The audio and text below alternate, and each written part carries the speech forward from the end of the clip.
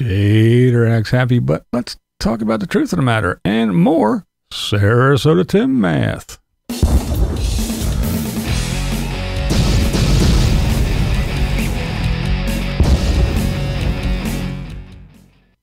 Sarasota Tim switched his phone and internet provider to T-Mobile. Now, here's the first thing he did wrong. He got on a soapbox and sang the praises before he even left the damn store. He tells all his faithful followers how great it is and what a wonderful deal they're going to get. We then get some more Sarasota Tim math. $15 a month for Visible, which was awesome until recently. My dollar cost average may only be $20 to $25 a month for the next couple of years, even though I'm paying $100 a month now after like 3 months from now. So if that made sense.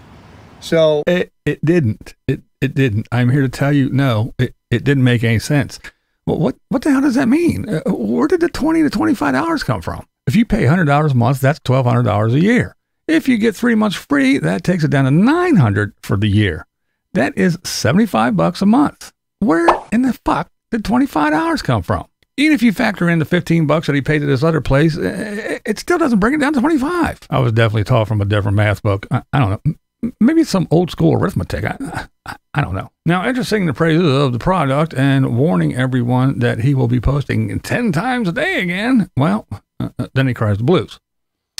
It's not so great after all. Now he has to stay up too late and watch the YouTube University, that's right, and get his degree on how this thing works. Maybe you should watch some fucking videos on how to do some math. So what's the next step, you may ask? Well, even the commenters, they all knew what was coming. That's right.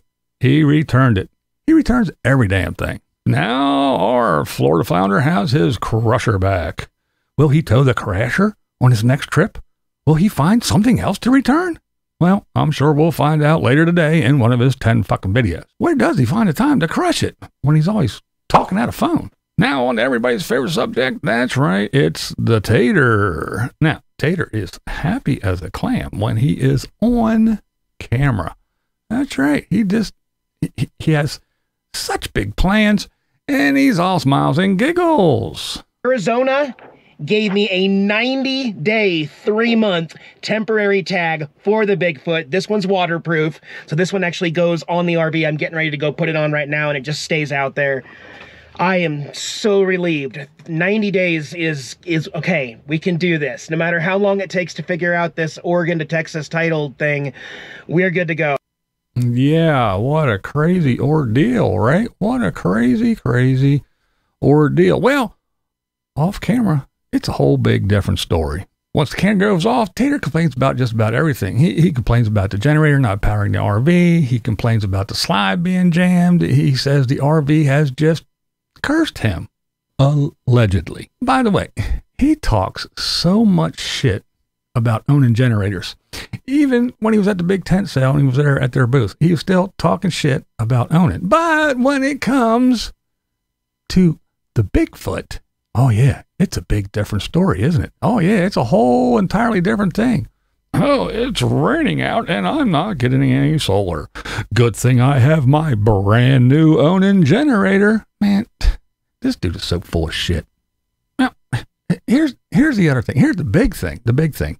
If you're living on temporary passes, first a 30-day and now a 90-day, you drove it illegally from Texas to Arizona, and you really don't have a title, according to Tater. That's why he can't get it registered, because there was a dealer, it was the owner, and then a dealer, and there's no, seller on there. I mean, sellee, receive. So he doesn't have a title, according to Tater, what he said. Why would you start tearing the damn thing apart? Why would you fix the slide? Why would you install, according to Tater, $7,000 or $8,000 solar system on a vehicle it's not even yours? If it's not licensed or registered to you, why do you do all this shit? Why drill holes and install a TV on something that is not really yours? Is it me? Am I the crazy one? Now let's be truthful. Tater, he's not happy. He's miserable. He allegedly even talked about selling the land, starting an LLC with shit-stirring Kevin, and buying a whole bunch of land, like 10 acres or whatever of land with Kevin. He allegedly wants to use the LLC name to hide his identity, so people don't know where his land is, because now all you got to do is you can find the title transfer and you can see exactly where his land is and know his little address. But then again, his narcissistic little ass will probably call it something like nomadic Tater land or something, or something like that. Maybe he can call it Mickey's Bigot Fan LLC. I don't know. Anyway, Tater allegedly needs a backup plan. His years of relying on YouTube are biting him in the ass. See, he needs to travel. And when all these problems pop up, he can't travel because he's worried about fixing shit, and he can't drive around because he's just running on passes that he keeps getting and all this temporary bullshit. So he can't go do anything. So his content is shit and he can't make any money. He allegedly is in need of other avenues to explore because the YouTube thing just isn't cutting it. We all saw that when the sale of Frida didn't go as planned. He was broke. He needed to sell it because he pulled the trigger on the Bigfoot, thinking that the sale of the old one was in the bag.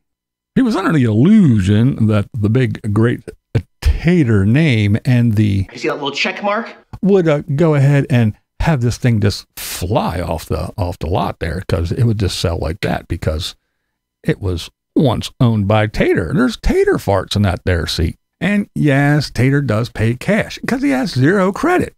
Zero. And that's why he buys shit the way he does. That's why he has so many issues every time he buys something. He deals with people that are just as shady as his little ass. He tries to save money and cut corners. That is how he managed to drive off in an unregistered RV. That's why he drove all the way to Texas for basically nothing. That's why he drove illegally from Texas to Arizona. Allegedly. According to him, he teleported, remember? Everyone knows that when Tater's spending habits get the better of him, people see all his shit go up for sale on a Facebook Marketplace.